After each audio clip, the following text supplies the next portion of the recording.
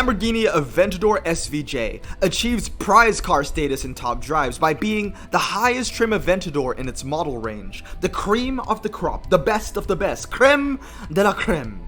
But don't let that fact alone be the sole determining reason to why it is a prize car, as there is so much more beyond its name. In some cases, the world we live in today may seem to push the narrative that our engine should all go vegan and that everyone should buy a Nissan Leaf because it runs on quinoa or whatever. Well, the Aventador SVJ isn't your next tofu-laced, reusable Trader Joe's shopping bag. In fact, it's a swan song to the dog days, as hiding beneath its hood is the conductor for petrolhead fantasies, as the SVJ is powered by a naturally aspirated V12, better known as the instrument of God. Just like its engine, the SVJ is in every way savagely dramatic.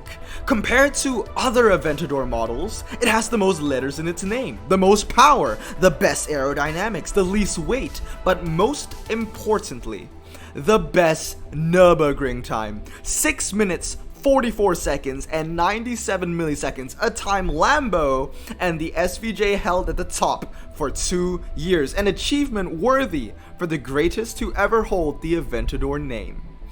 Unfortunately, in the final quarter of 2021, Lamborghini made the decision every automaker had to face and every petrolhead had to fear.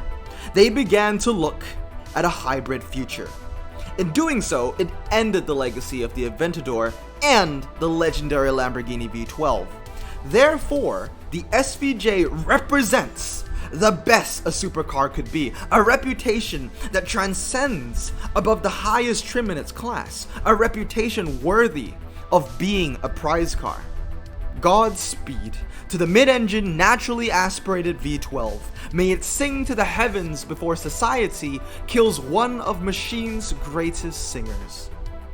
Although engine noises in top drives aren't remotely close to sounding like a naturally aspirated V12, the SVJ remains as one of the best Lamborghinis in terms of performance. A 0 to 60 in 2.7 seconds combined with 91 handling and 4-wheel drive makes it one of the most versatile Italian cars in the game.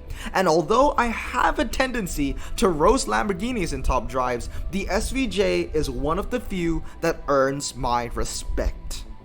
Introducing your next prize car, the Lamborghini Aventador SVJ.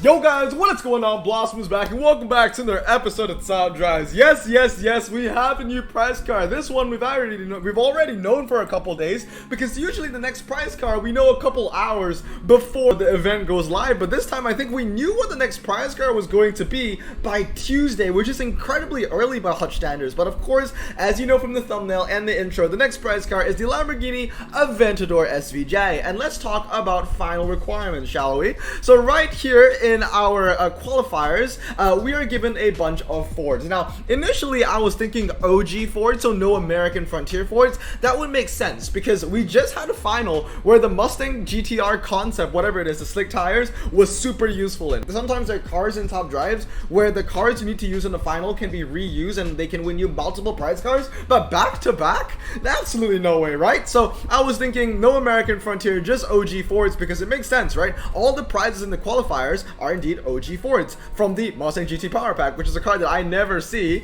all the way down to the Ford Mondeo ST200. But then the prelim prizes came out, and let me show you the prelim prizes real quick. I'm going to put it over here in the screen, and as you can see, there is some American Frontier representation in the Ford Mustang Cobra and the Ford Ranchero. So let's look at the prizes real quick. Ford Sierra RS Cosworth, Ford Sierra RS 500, Ford Mustang Cobra, the Ford Fiesta ST, and finally the Ford Ranchero. So there is one thing in common. Although it isn't going to be original Fords, there is another way to annex all those slick tire Ford Mustangs. And that is to not add slick tires, or any other tire besides performance for that matter, because when you look at all the 10 Fords being given out over here, every single Ford is a performance tire Ford, from the Mondeo all the way to the Mustang. So everything in the prelims and the qualifiers, everything's a performance tire Ford. So I'm pretty confident, 99% sure, that the final requirements for the Aventador SVJ qualifiers is going to be for performance tire Fords.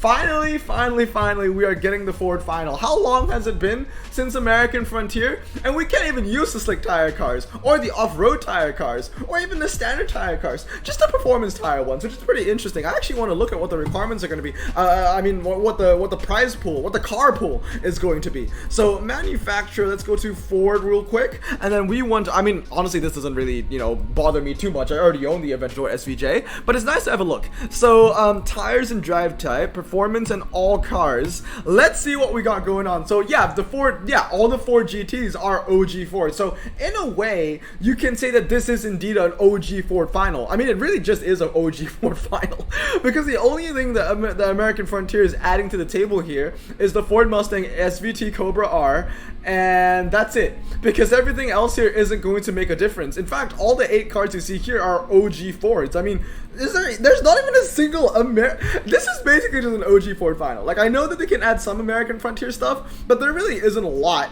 This is a prize car, this is a prize car, you can't use those. So the Ford Mustang SVT Cobra is the only one from American Frontier that would make a difference. So as far as I'm concerned, this is an OG American Ford final. Sorry, not American Ford, this is an OG Ford final. They're British Fords in here as well, but the cars that you probably want to get is the Ford GT, the GT90, and the Ford GT. Once again, man, owner's prize car giving me an advantage. The Pagani Huayra helped me get, I think, what was it?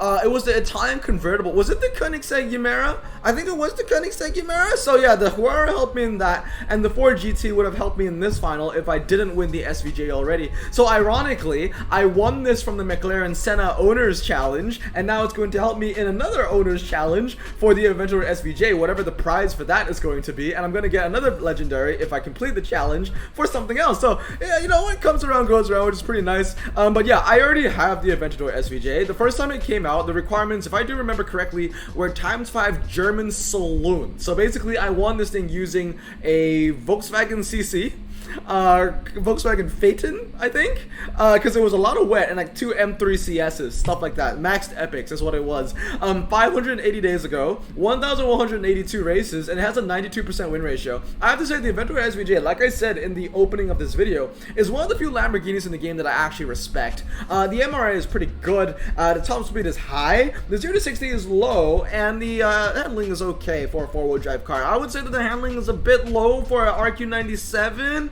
but then again, it's 4-wheel drive, so the RQ is slightly inflated. 97 for the SVJ, I don't think it's too out of place, but I would feel that it would be better if it was a 96.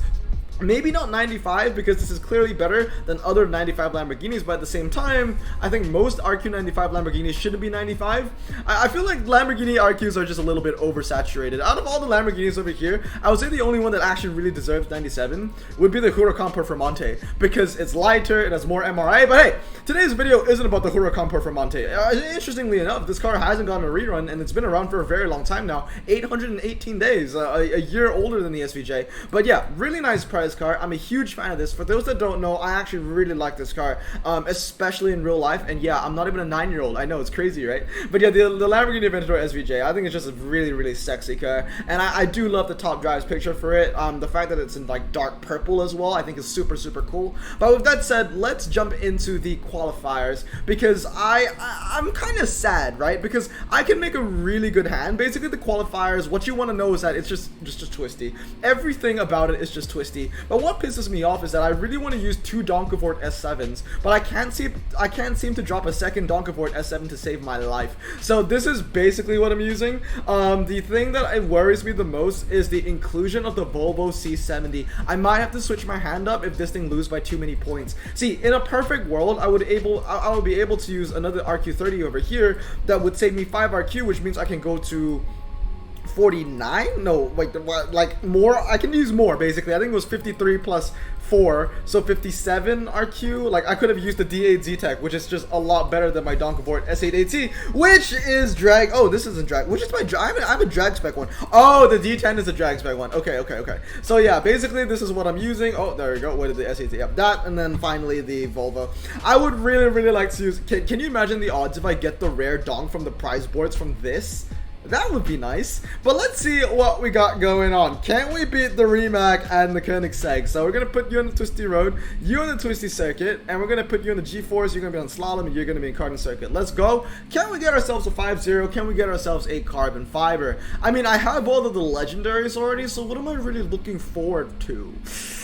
I would like another Ford GT, not the one from 2005, however. Pretty interesting though. The 2005 Ford GT was useful in a very recent final, wasn't it? Can't remember what it was. My memory precedes. What was the prize card 2 prize cards ago? Was it the Renault? I think it was the Renault. It was useful in the Renault finals, but there we go.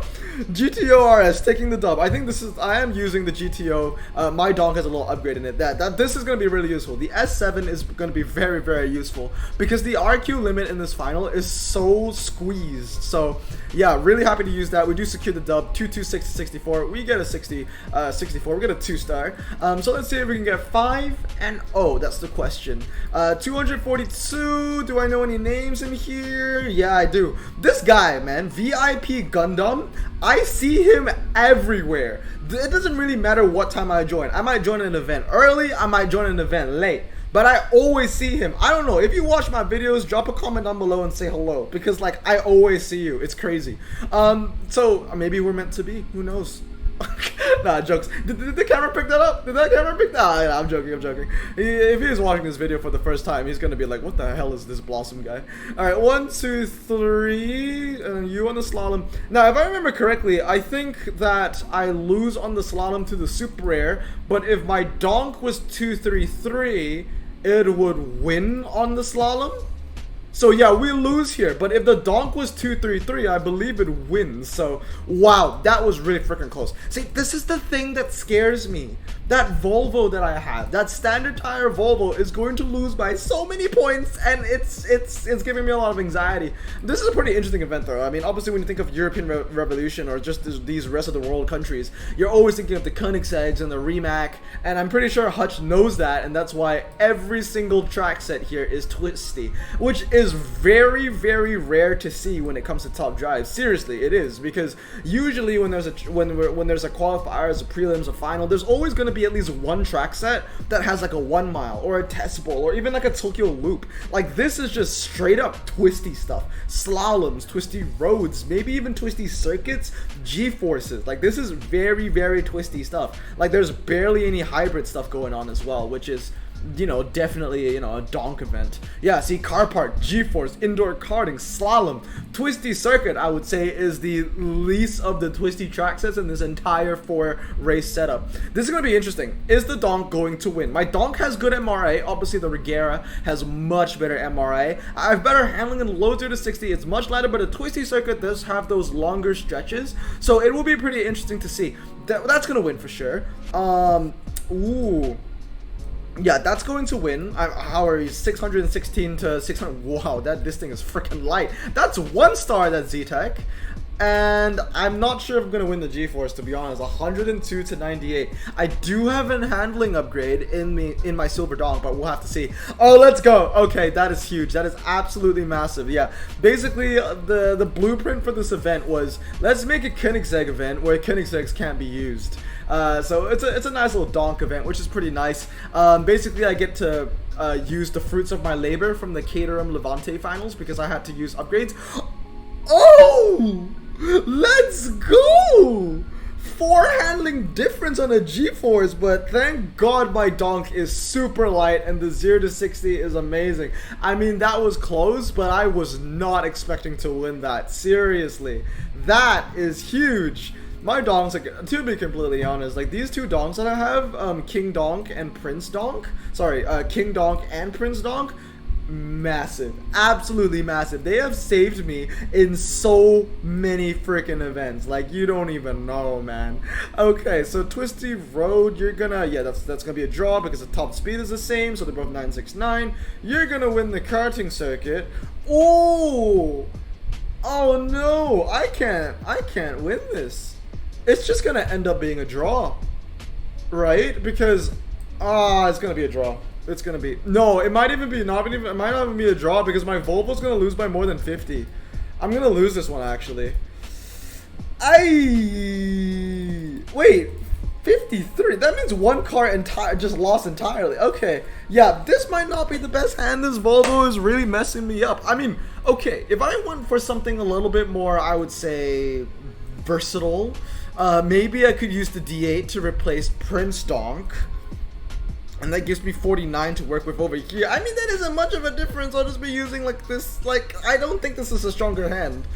I'm not sure. Like, this RQ thing is actually messing me up.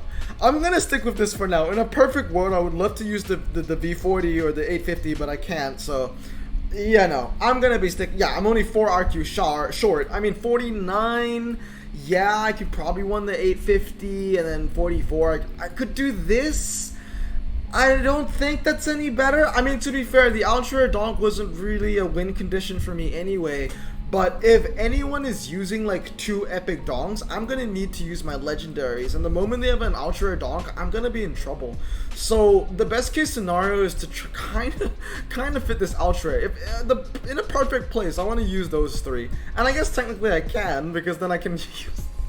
Should I use the common? Should I use the common? That would be even. I mean, that's 72 over here. If I max out the Audi, then that's even going to be better. But yeah, you know what? I'll try this and see how that works out. Basically, this hand is basically going to give me, no matter what happens, 3 win conditions, a draw, and then a very, very big loss. I'll try this next time, see if that's any better. But anyway, guys, that's gonna be it for today. Let me know if you love the intro. I spent a lot of time on that one, the SVJ and the whole naturally aspirated V12 thing. It's really special, to be honest. If I remember correctly, I think the Aventador SVJ is, you can't even buy it anymore, but I think it was the last mid-engined naturally aspirated V12. I think the only one that came out after it, I'm not sure if you can still get it on the market today, is actually the Apollo Intenza Emozione, because that is also a naturally aspirated V12 that's mid-engine. So I mean, maybe the Apollo Intenza Emozione is the last one because it's 2019. I'm not sure if it's still in production, but this is definitely sexier. But anyway, guys, that's gonna be it for today. I hope you enjoyed today's video. Remember to stay safe, wash your hands, and blossom out. Peace.